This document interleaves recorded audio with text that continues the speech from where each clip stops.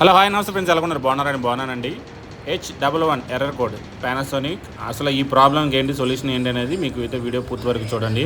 అలాగే బోర్డు అయితే మనం అయితే రెండింటిని తీసుకెళ్ళాలండి, ఎందుకంటే ఈ జోడీగా వెళ్ళాల్సిందే.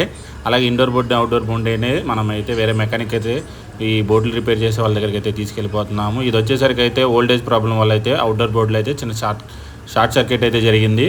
దాని మూలంగా అయితే మనకైతే అవుట్డోర్ అయితే రన్ అవ్వట్లేదు. అలాగే మొత్తం ఒకటి తీసాం కాబట్టి మొత్తం సర్వీసింగ్ అయితే నీట్గా చేసేసాం ఫ్రెండ్స్.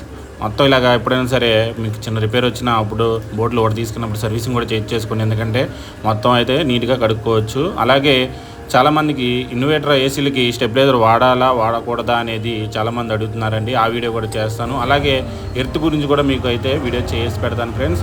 అలాగే మొత్తం అయితే మనం అయితే ఫిట్టింగ్ అయితే చేసేస్తున్నాం, కంప్లీట్ అయిపోయింది.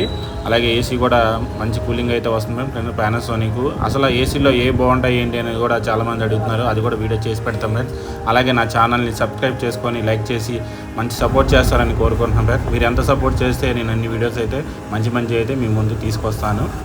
అలాగే మీకు ఎలాంటి ఏసీలో ఇన్వర్టర్ మోడ్లో ప్రాబ్లం వస్తే నా నెంబర్ అయితే పెడతాను ఫ్రెండ్స్. అలాగే విజయవాడలో మాత్రమే నేనైతే సర్వీస్ చేయగలను.